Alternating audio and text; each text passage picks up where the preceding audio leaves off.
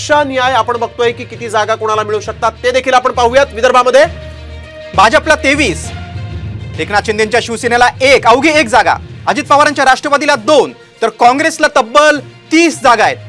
तर उद्धव ठाकरेंच्या शिवसेनेला 1, तर शरद पवारांच्या राष्ट्रवादीला 4। बघा स्नेहिल, म्हणजे सर्वात जास्त काँग्रेसला जागा मिळतील विदर्भात। अगदी विदर्भामध्ये ही जी लढत आहे ती म्हणायला गेलं तर भाजप आणि काँग्रेस अशीच होऊ शकते असं सध्याच्या या आकड्यांवरून दिसतंय। कारण शिवसेना शिंदेची असो किंवा ठाकरेंची असो तिथं एक एकच जागा त्यांना मिळू शकतात असं सर्वेमध्ये म्हटलं गेलंय। तर राष्ट्रवादी अजित पवारांच्या राष्ट्रवादीला 2, केवळ 2 जागा, राष्ट्रवादी शरद पवारांच्या राष्ट्रवादीला केवळ 4 जागा मिळतील।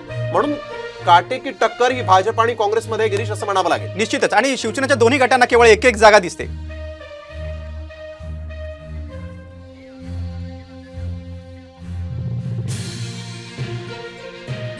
तर या सर्वेमध्ये सकाळचा आमच्या या सर्वेमध्ये आम्ही जो सर्वे केला त्यामध्ये कोणत्या पक्षाला, कोणत्या आघाडीला नेमकी जनतेची पसंती आहे ती देखील आपण बघतोय। विधानसभा निवडणुकीमध्ये आपली पसंती कोणाला आहे? महाविकास आघाडीला 48.7% लोक पसंती देत आहेत, महायुतीला 33.1% आणि 4.9% लोक या दोनही आघाड्यांना पसंती देत नाहीत, तर 13.4% लोकांचं अद्याप ठरलेलं नाही। म्हणजे स्नेहिल, महायुती सरकार समोर महाराष्ट्रात कडवं आव्हान महाविकास आघाडीचं असणार आहे। अगदी महाविकास आघाडी 48.7% लोक महाविकास आघाडीचा हा जो प्रयोग झाला होता त्याला पसंती देत आहेत असं म्हणावं लागेल।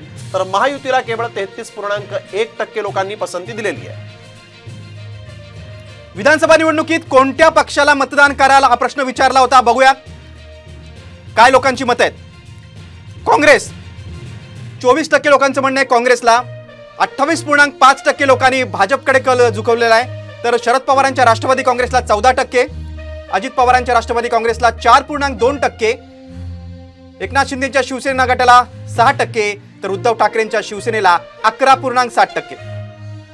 तर आपण बघतोय इथं भाजपला लोक पक्ष म्हणून जास्त मतदान करतील असं दिसतंय। म्हणजे भाजप सर्वात मोठा पक्ष असू शकतो।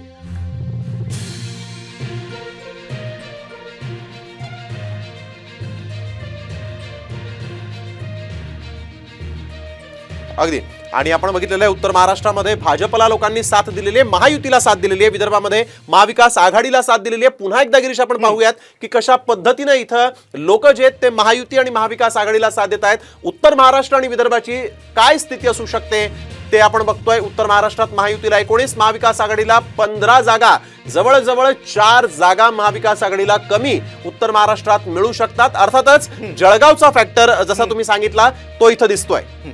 आणि उत्तर महाराष्ट्रात भाजप किंवा शिवसेना असेल त्यांचा बालेकिल्ला आहे असं म्हणू शकतो आपण। तर ही पक्षनिहाय आकडेवारी देखील बघतोय। भाजपला 16, शिवसेना शिंदे गटाला 2, तर राष्ट्रवादी अजित पवार गटाला केवळ 1 जागा उत्तर महाराष्ट्रात मिळू शकते। काँग्रेसला 6, शिवसेनेला 4 आणि राष्ट्रवादी शरद पवार गटाला 5 जागा मिळतील असं दिसतंय।